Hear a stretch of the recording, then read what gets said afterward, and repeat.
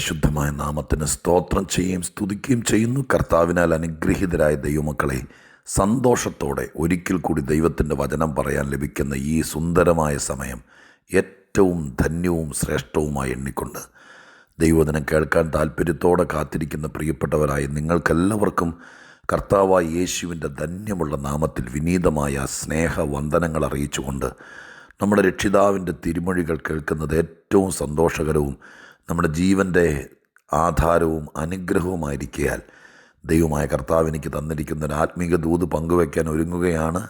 ഈ സമയത്ത് ദൈവത്തിന് സ്തോത്രം ചെയ്യുവീൻ, അവിടുന്ന് നല്ലവനല്ലോ എന്നെഴുതിയിരിക്കുന്നത് പോലെ എൻ്റെ ദൈവത്തിന് ഒത്തിരി സ്തോത്രവും സ്തുതിയും മഹത്വവും പുകഴ്ചയും കരയറ്റിക്കൊണ്ട് ദൈവവചനത്തിലേക്ക് ശ്രദ്ധയെ തിരിക്കുന്നു. സങ്കീർത്തനങ്ങൾ 102-13 വാക്യം വായിച്ചുകൊണ്ട് ചില കാര്യങ്ങൾ നിങ്ങളോട് പങ്കുവയ്ക്കട്ടെ. സങ്കീർത്തനങ്ങൾ 102-13 വാക്യം. നീ എഴുന്നേറ്റ് സിയോനോട് കരുണ കാണിക്കും, അവളോട് കൃപ കാണിപ്പാനുള്ള കാലം, അതെ, അതിന് സമയം വന്നിരിക്കുന്നു. സിയോനോട് കരുണ കാണിക്കാനുള്ള കാലം, അതെ, അതിനുള്ള സമയം വന്നിരിക്കുന്നു. മനുഷ്യജീവിതത്തിൽ സമയമെന്ന് പറയുന്നത് ഏറ്റവും പ്രധാനപ്പെട്ടതാണ്. പ്രത്യേകിച്ച് സമയമെന്ന് പറയുന്നത് ക്ലോക്കിൽ 12 മണിക്കൂറുകൾ സൂചി ഓടുന്നതനുസരിച്ച് രാവിലെ ഉച്ചയ്ക്കും വൈകുന്നേരവുമാകുന്ന ആ ഒരു ടൈമിങ്ങിനെ മാത്രം ഉദ്ദേശിച്ചുകൊണ്ടല്ലല്ലോ ബൈബിളിലാണെങ്കിലും നമ്മുടെ പൊതുവായ അറിവിലാണെങ്കിലും സമയം എന്നതിനെ സൂചിപ്പിക്കുന്നത്. പ്രത്യേകാൽ ഓരോന്നിനുമുള്ള സമയം, ആ കാലം, ആ സീസൺ എന്നൊക്കെ പറയുന്നത് സമയത്തോട് ബന്ധപ്പെട്ട് സമയം എന്ന വാക്കിനാൽ നമ്മൾ ഉള്ളടക്കം ചെയ്യപ്പെട്ടിരിക്കുക. അപ്പോൾ ഈ വാക്കിൻ്റെ അടിസ്ഥാനത്തിൽ ദൈവത്തിൻ്റെ തിരുസന്നിധിയിൽ ഒരു ഭക്തൻ, 102 സങ്കീർത്തനം എഴുതിയിരിക്കുന്ന ഭക്തൻ ദൈവസന്നിധിയിൽ ദൈവത്തോട് പറയുന്നതായിട്ടാണ് എഴുതിയിരിക്കുന്നത്. ദൈവം ഇങ്ങോട്ട് പറയുന്നതും നാം തിരിച്ചറിഞ്ഞ് ദൈവത്തോട് പറയുന്നതും ഒക്കെ ബൈബിളിൽ അങ്ങനെ സംഭാഷണ രീതികൾ, ആരാണ് പറയുന്നത്, ആരോടാണ് പറയുന്നത്, ഏത് സാഹചര്യത്തിലാണ് പറയുന്നത് എന്നതൊക്കെ ബൈബിൾ സൂക്തങ്ങളുടെ അഥവാ ബൈബിൾ വാക്യങ്ങളുടെ പ്രത്യേകതയാണ്. ഈ വാക്യം ശ്രദ്ധിച്ചു കാണുമല്ലോ. ഈ വാക്യം ദൈവം സകലത്തെയും അറിയുന്ന സർവജ്ഞാനിയായ, സ്ഥലകാല ബോധവും സമയവും എല്ലാം നന്നായി അറിയുന്ന ദൈവം ഭൂമിയിൽ പാർക്കുന്ന മനുഷ്യനെ തട്ടി ഉണർത്തിയിട്ട് ദേ സമയമായി എഴുന്നേക്ക് എന്ന് കുഞ്ഞുങ്ങളോട് പറയുന്നത് പോലെ ദൈവം സമയമായെന്ന് ഇങ്ങോട്ട് പറയുകയല്ല. നാം ഈ ഭൂമിയിൽ ജീവിക്കുമ്പോൾ ദൈവം പ്രവർത്തിക്കാനുള്ള സമയമായെന്നുള്ള തിരിച്ചറിവാണ് ഈ വാക്യം. അങ്ങനെയല്ലേ എന്ന് നിങ്ങൾ ഈ വാക്യത്തിലേക്ക് നോക്കി ഒന്നോടെ മേക്ക് ഷുവർ ആക്കണം കേട്ടോ. നിങ്ങൾ ശ്രദ്ധിക്കണം. ഈ വാക്യം ഒരു ഭക്തനായ മനുഷ്യൻ ഇങ്ങോട്ട് പറയുകയാണ്. എന്താ പറയുന്നത്? നാഥ, സമയമായി. ആ തിരിച്ചറിവാണ് ഇന്ന് ദൈവവചനം ധ്യാനിച്ചപ്പോൾ എൻ്റെ ഹൃദയത്തെ പുളകിതമാക്കിയതും നിങ്ങളോട് പങ്കുവയ്ക്കാൻ എനിക്ക് അമിതമായ പ്രേരണ തന്നതും. നാം ദൈവോന്മുഖമായി ജീവിക്കുമ്പോൾ ചിലപ്പോഴൊക്കെ ചില കാര്യങ്ങൾ നമുക്കും തോന്നും, എൻ്റെ ദൈവമേ, ഇത്രയും പ്രാർത്ഥിച്ചിട്ട്, ഇത്രയും പരിശ്രമിച്ചിട്ട്, ഇത്രയും അധ്വാനിച്ചിട്ട്, ഇത്രയുമൊക്കെ ചെയ്തിട്ട് എന്താ ഈ കാര്യം നടക്കാത്തത്, എന്താ ഇത് സംഭവിക്കാത്തത് എന്നത് നമ്മുടെ മനസ്സിനകത്തുള്ള തോന്നൽ യാഥാർത്ഥ്യമാണ്. എന്നാൽ എല്ലാ കാലവും എന്താ നടക്കാത്തത്, എന്താ സംഭവിക്കാത്തത് എന്ന ആശങ്കയോടുകൂടെ മാത്രം ഇരിക്കാനിടയാകില്ല. നിശ്ചയമായിട്ടും ഓരോ ഭക്തന്മാരുടെ ജീവിതത്തിലും വേദപുസ്തകത്തിലെ ദൈവത്തോട് അടുത്ത് നിന്ന കഥാപാത്രങ്ങൾ പോലും എൻ്റെ ദൈവമേ എന്ന് വിളിച്ച് സമയം ആയില്ലേ, അല്ലെങ്കിൽ ആകുന്നില്ലേ, എന്നെ വിടുവിപ്പാൻ, എന്നോട് കരുണ തോന്നാൻ എന്നൊക്കെ നമ്മൾ തിരുവെഴുത്തിൽ കാണുന്നുണ്ട്. അനേകർ ആശങ്കപ്പെട്ടിട്ടുണ്ട്. എന്നാൽ ഈ വാക്യത്തിൻ്റെ സൂചന സമയം ആയി എന്ന തിരിച്ചറിവ്. എന്തിനുള്ള സമയം? ദൈവത്തിന് എൻ്റെ ജീവിതത്തിൽ, ദൈവത്തിന് എൻ്റെ കുടുംബത്തിൽ, എൻ്റെ വിഷയത്തിൽ, നാളുകളായിട്ട് ഞാൻ ഭാരപ്പെട്ട വിഷയത്തിൽ എൻ്റെ ദൈവം പ്രവർത്തിക്കാനുള്ള കാലം വന്നിരിക്കുന്നു, അതിനുള്ള സമയം സമാഗതമായിരിക്കുന്നു എന്ന തിരിച്ചറിവ്. ആരും പറഞ്ഞിട്ടല്ല, ഒരു പ്രവാചകൻ വന്ന് പറഞ്ഞിട്ടല്ല, ആരെങ്കിലും മോനെ നിൻ്റെ ലക്ഷണം കണ്ടിട്ടതേ സമയമായെന്ന് തോന്നുന്നു എന്നാരും പറഞ്ഞതല്ല, തന്നെത്താനുള്ള തിരിച്ചറിവാണ്. എൻ്റെ പ്രിയപ്പെട്ടവരെ, ആത്മീയതയിലെ ഏറ്റവും പ്രധാനപ്പെട്ട ഘടകമാണ് തിരിച്ചറിവ് എന്നത്. നമ്മുടെ ജീവിതത്തിൽ ദൈവപ്രവൃത്തിയുടെ സമയമുണ്ട്. കർത്താവ് ചില കാര്യങ്ങൾ ചെയ്തു തരാനുള്ള സമയമുണ്ട്. ദൈവം നമ്മൾ ആഗ്രഹിച്ചതിനേക്കാളപ്പുറം ദൈവം ചില കാര്യങ്ങൾ നിർവഹിക്കുകയും നിവർത്തിക്കുകയും ചെയ്യാനുള്ള സമയമുണ്ട്. അത് ഈ പുസ്തകത്തിൽ പറയുന്ന നിശ്ചയമായിരിക്കുന്ന കാലമാണ്. പ്രത്യേകിച്ച് ബാബേൽ പ്രവാസത്തോടുള്ളൊക്കെ ബന്ധത്തിൽ വളരെ വ്യക്തമായിട്ട് ഇരിമ്യാ പ്രവചനത്തിനകത്തൊക്കെ പറയുന്നുണ്ട്, ആരൊക്കെ പ്രാർത്ഥിച്ചാലും ആരൊക്കെ പറഞ്ഞാലും ദൈവം വിടുവിക്കാൻ വെച്ചിരിക്കുന്നൊരു സമയമുണ്ട്. അതിന് പറഞ്ഞിരിക്കുന്നത് ഇങ്ങനെയാണ്: 70 ആഴ്ചവട്ടങ്ങൾ കഴിയാതെ ഞാൻ നിങ്ങൾക്ക് ഒരു വിടുതൽ ഉണ്ടാക്കുകയില്ല. ഒരു സമയം ദൈവം വെച്ചിട്ടുണ്ട്. പക്ഷെ ഇന്ന് നമ്മൾ ചിന്തിക്കുകയും പറയുകയും ഞാൻ നിങ്ങളെ പരിശുദ്ധാത്മ പ്രചോദിതനായി പ്രേരിപ്പിക്കുകയും ചെയ്യുന്നത്, നമ്മളറിയണം നമ്മുടെ ജീവിതത്തിൽ ദൈവം പ്രവർത്തിക്കാനുള്ള സമയമായെന്നറിഞ്ഞാൽ, ഇവിടെ എഴുതിയിട്ടില്ലെങ്കിലും നാം ഒരുങ്ങാൻ തയ്യാറാകണം. അതിനേക്കാൾ മുമ്പ് ഞാൻ എങ്ങനെ അറിയാം ഈ സമയമായെന്ന്? ദൈവം എൻ്റെ ജീവിതത്തിൽ പ്രവർത്തിക്കാൻ കാലമായി. എൻ്റെ ജീവിതത്തിൽ ഒരു അത്ഭുതം നടക്കാനുള്ള സമയമായി. എൻ്റെ കണ്ണുനീരിന് മറുപടി ആകാനുള്ള സമയമായി. ഞാൻ ഒത്തിരി നാൾ ആഗ്രഹിച്ച് എൻ്റെ കുഞ്ഞിന് വേണ്ടിയോ കുടുംബത്തിന് വേണ്ടിയോ ആകാംക്ഷഭരിതരായി ദൈവത്തിൽ ആശ്രയിച്ച ആശ്രയം ഫലിക്കാനുള്ള സമയമായി എന്നെങ്ങനെ അറിയാം? അതിന് വേറെ വാക്യങ്ങളൊക്കെ തപ്പി അന്വേഷിച്ച് ഒരു ഒത്തുവാക്യ പ്രസംഗത്തിലേക്ക് പോകുന്നതിനേക്കാൾ ഞാൻ അവിടെ തന്നെ കണ്ട ഒരു സത്യം പറയാം. 13-ാമത്തെ വാക്യമാണല്ലോ നമ്മൾ വായിച്ചത്.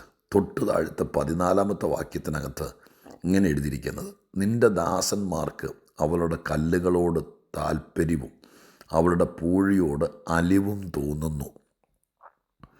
13-ാം വാക്യത്തോട് ബന്ധപ്പെട്ട് കിടക്കുന്നൊരു വാക്യം പോലെയാണ് എനിക്ക് 14-ാം വാക്യം തോന്നുന്നത്. പ്രിയപ്പെട്ടവരെ, അതൊരു ലക്ഷണമാണ്. എന്താ ലക്ഷണം?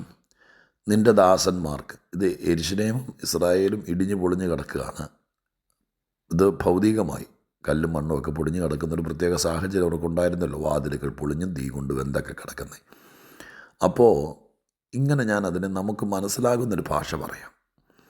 നിനക്ക് കല്ലിനോടും മണ്ണിനോടും പൂഴിയോടും അലിവ് തോന്നിയെന്നല്ല, നിൻ്റെ ദാസന്മാർക്ക് കല്ലുകളോട് താല്പര്യവും അവളുടെ പൂഴിയോട് അലിവും തോന്നുന്നു. അപ്പോൾ ലക്ഷണം എന്താണെന്നറിയാമോ? ഞാനതിൻ്റെ പച്ചയ്ക്ക് പറയാം. ദൈവത്തിൻ്റെ ദാസന്മാർ, അങ്ങനൊരു കൂട്ടർ എല്ലാ കാലത്തും ഉണ്ടല്ലോ. അവരിലൂടെയാണ് ദൈവം എല്ലാ പ്രവൃത്തിയോടെ ചെയ്യുന്നത്. ദൈവദാസന്മാരിലൂടെ അവരെയാണ് നമ്മുടെ അടുക്കൽ പ്രാർത്ഥിക്കാൻ വിടുന്നത്. അവരെയാണ് നമ്മുടെ അടുക്കൽ, അല്ലേ? പൗലോസ് ദമസ്കോസിൽ വെച്ച് 2 കണ്ണിൻ്റെയും കാഴ്ച, കർത്താവിൻ്റെ ദർശനം അല്ലെങ്കിൽ കർത്താവ് ഇടപെട്ടതുകൊണ്ട് നഷ്ടപ്പെട്ട് നേർവീതി എന്ന തെരുവിൽ യൂദയുടെ വീട്ടിലിരിക്കുമ്പോൾ കർത്താവ് തന്നെ അങ്ങ് വരുമല്ലായിരുന്നല്ലോ. തൻ്റെ ദാസനെയല്ലേ പറഞ്ഞയച്ചത്. കൈസരിയിൽ ഇത്താലിക്ക് എന്ന പട്ടാളത്തിലെ കൊർന്നല്യോസ് എന്ന ശതാധിപൻ്റെ അടുക്കലേക്ക് പത്രോസ് എന്ന ദൈവദാസനെ ആളെ വിട്ട് വിളിപ്പിക്കാനല്ലേ പറഞ്ഞത്. അപ്പം ദൈവദാസന്മാരെ വീട്ടിൽ വിട്ടും ദൈവദാസന്മാരെ അടുക്കൽ വിട്ടും ദൈവദാസന്മാരുമായിട്ട് അടുപ്പം തന്നും ബന്ധം തന്നും ഒക്കെയാണ് ദൈവം ഈ ഭൂമിയിൽ തൻ്റെ പ്രവൃത്തികൾ മനുഷ്യനിലും കുടുംബങ്ങളിലും നിറവേറ്റുന്നത് എന്ന കാര്യത്തിൽ ലേശം പോലും സംശയിക്കേണ്ട, ഒട്ടും സംശയിക്കേണ്ട. അപ്പോൾ ഇവിടുത്തെ ലക്ഷണം, അഥവാ ദൈവത്തിന് എന്നോട് കരുണ കാണിക്കാൻ, ദൈവത്തിന് എന്നോട് ദയ കാണിക്കാൻ ഉള്ള സമയം വന്നിരിക്കുന്നു എന്നത് താങ്കൾ എങ്ങനെ അറിഞ്ഞു എന്ന് ചോദിച്ചാൽ 14-ാമത്തെ വാക്യത്തിൽ പറയുന്നു, ദൈവത്തിൻ്റെ ദാസന്മാർക്ക് എന്നോട് താല്പര്യം തോന്നുന്നു, എന്നോട് അലിവ് തോന്നുന്നു. ആരും വീട്ടിലേക്ക് തിരിഞ്ഞു നോക്കാനോ അല്ലെങ്കിൽ ഈ മാർഗത്തിലെ ദൈവദാസന്മാരോ അഭിഷിക്തന്മാരോ എന്തു വേണമെങ്കിലും വിളിക്കേ, അവരുമായിട്ട് വലിയ ബന്ധമൊന്നുമില്ലായിരുന്നു, മൈൻഡ് ചെയ്യില്ലായിരുന്നു, നമുക്കും വലിയ കാര്യമൊന്നും അറിയില്ലായിരുന്നു. പക്ഷേ ഈ അടുത്ത കാലത്ത് ദൈവകരങ്ങളിൽ ഉപയോഗിക്കപ്പെടുന്ന, ഇതിനകത്ത് എപ്പോഴും പറയുന്ന പോലെ പറ്റിക്കലും കളിപ്പീരും ചതിയും ഒക്കെ ഉണ്ട് കേട്ടോ. അങ്ങനെ സത്യം എവിടെയുണ്ടോ അവനകത്ത് മിഥ്യ ഉണ്ടാക്കുമല്ലോ. പക്ഷേ യഥാർത്ഥത്തിൽ ദൈവത്തിൻ്റെ ദാസന്മാർക്ക് ഒരു താല്പര്യം വന്നിരിക്കുന്നു. നിന്നോട്, നിൻ്റെ വീടിനോട്, നിനക്ക് വേണ്ടി പ്രാർത്ഥിക്കാൻ, നിന്നെ ഒന്ന് വിളിക്കാൻ, നിന്നെ ഒന്ന് അന്വേഷിക്കാൻ താല്പര്യത്തോടെ. ബ്രദറെ, സിസ്റ്ററെ, ഞങ്ങൾ പ്രാർത്ഥിക്കുന്നുണ്ട് കേട്ടോ, ഞങ്ങൾ ഇടയ്ക്ക് ഞങ്ങളുടെ പ്രാർത്ഥന വിഷയത്തിൽ എഴുതി വച്ചിട്ടുണ്ട് കേട്ടോ, ഞങ്ങൾ ഓർക്കുന്നുണ്ട് കേട്ടോ എന്നൊക്കെ പറയാൻ മുമ്പ് കാലത്ത് ആരുണ്ടായിരുന്നു? തിരിഞ്ഞു നോക്കാൻ ആരുമില്ലായിരുന്നു. പക്ഷേ ഈ അടുത്ത കാലത്ത് തൻ്റെ ദാസന്മാർക്ക് നിന്നോട് താല്പര്യം തോന്നാൻ തുടങ്ങിയോ? തൻ്റെ ദാസന്മാർക്ക് ഒരു വലിയ അടുപ്പം അല്ലേ, അലിവ്. അയ്യോ, അതൊരു ലക്ഷണമല്ലേ? ഞാനിത് പറയുമ്പോൾ എത്ര പേർക്ക് ജീവിതത്തിൽ ബന്ധുക്കളുണ്ട്, സ്വന്തക്കാരുണ്ട്, ചാർച്ചക്കാരുണ്ട്, എല്ലാവരും ഉണ്ട്. പക്ഷേ രക്തബന്ധങ്ങളല്ലാത്ത, ഭൂമിയുടെ മുഖത്ത് ഒരിക്കൽ പോലും കൂടിക്കാണാൻ സാധ്യതയില്ലാത്ത, ഞാൻ പ്രാർത്ഥിക്കുമ്പോൾ, ചിലർക്കൊക്കെ വേണ്ടി പ്രാർത്ഥിക്കുമ്പോൾ നിറഞ്ഞ കണ്ണുകളോടെ ഞാൻ പ്രാർത്ഥിച്ചിട്ടുണ്ട്. എൻ്റെ ദൈവമേ, ഭൂമിയിൽ വെച്ച് ഞങ്ങൾ തമ്മിൽ ഒരിക്കലും കാണേണ്ടവരല്ല, നിൻ്റെ പ്രത്യേക പദ്ധതി കൊണ്ടാണപ്പാ ഞങ്ങൾ കണ്ടത്. സഹോദര ബന്ധത്തെക്കാൾ അടുത്തൊരു ബന്ധമുണ്ടായത്. ഞാൻ പ്രാർത്ഥിക്കുമ്പോൾ അങ്ങനെയൊക്കെ പ്രാർത്ഥിച്ചിട്ടുണ്ട്. വെറുതെ ഒരു ഭംഗിവാക്കല്ല, മനസ്സിൽ തട്ടി പ്രാർത്ഥിച്ചതാ. ഇതുപോലെ തൻ്റെ ദാസന്മാർക്ക് നിന്നോട് താല്പര്യവും അലിവും, അവരുടെ വിലപ്പെട്ട സമയമെടുത്ത് പ്രാർത്ഥിക്കാനും, നിന്നെ വിളിക്കാനും, അന്വേഷിക്കാനും, അടുക്കൽ വരാനും, പാവിരിച്ച് വീട്ടിൽ മുട്ടുകുത്തി പ്രാർത്ഥിക്കാനും, നിൻ്റെ പേരെഴുതി വയ്ക്കാനും, അങ്ങനെ ആ പേരെഴുതി വെച്ച് പ്രാർത്ഥിക്കാനും ഒക്കെ തോന്നാൻ തുടങ്ങിയിട്ടുണ്ടെങ്കിൽ, ഹല്ലേലൂയ, തോന്നാൻ തുടങ്ങിയിട്ടുണ്ടെങ്കിൽ, ഒരടുപ്പം വന്നിട്ടുണ്ടെങ്കിൽ, അതെന്തിൻ്റെ ലക്ഷണമാണെന്നറിയാമോ? എൻ്റെ ദൈവത്തിന് നിങ്ങളിൽ പ്രവർത്തിക്കാനുള്ള സമയം വന്നിരിക്കുന്നു, നാഴിക വന്നിരിക്കുന്നു, കാലം വന്നിരിക്കുന്നു. എന്തേ തിരിച്ചറിയാത്തേ? വിശ്വസിക്ക്. കർത്താവിൻ്റെ കയ്യിൽ ഉപയോഗിക്കപ്പെടുന്ന, വളച്ചുകെട്ടും വഞ്ചനയുമില്ലാത്ത ദൈവത്തിൻ്റെ ദാസന്മാർക്ക്, ദൈവപ്രവർത്തികൾ ചെയ്യുന്ന ശുശ്രൂഷകന്മാർക്ക് നിങ്ങളോടൊരടുപ്പം, ഒരാത്മബന്ധം, ഒരാത്മഭാരം, ഇതൊക്കെ വരാൻ തുടങ്ങിയോ? തുടങ്ങിയിട്ടുണ്ടെങ്കിൽ ഇതാ സമയം. തിരിച്ചറിയുക, തന്നെത്താൻ വിവേചിക്കുക. എൻ്റെ ജീവിതത്തിൽ എന്തോ ദൈവപ്രവൃത്തി നടക്കാൻ പോകുന്നതിൻ്റെ ലക്ഷണമാണ് ഇന്നാരുമൊക്കെ ആയിട്ട് ഇത്ര അടുപ്പമുണ്ടായത്. 1000 തെളിവ് ഞാൻ തരാം. ഞാനൊരു പാസ്റ്ററാണ്. 100 തെളിവുകൾ.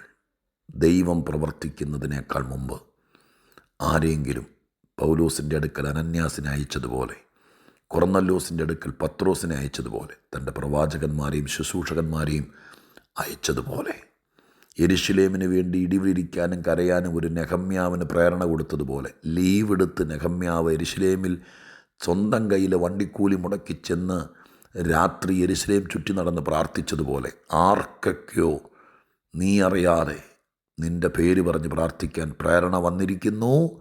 ഇത് എൻ്റെ ദൈവത്തിന് പ്രവർത്തിക്കാനുള്ള സമയമായി എന്നുള്ള തിരിച്ചറിവ്, ഹല്ലേലൂയ, ഉണ്ടാകട്ടെ. ആ ബോധത്തോടെ നമുക്ക് ജീവിക്കാം. ഞാൻ പ്രാർത്ഥിക്കട്ടെ.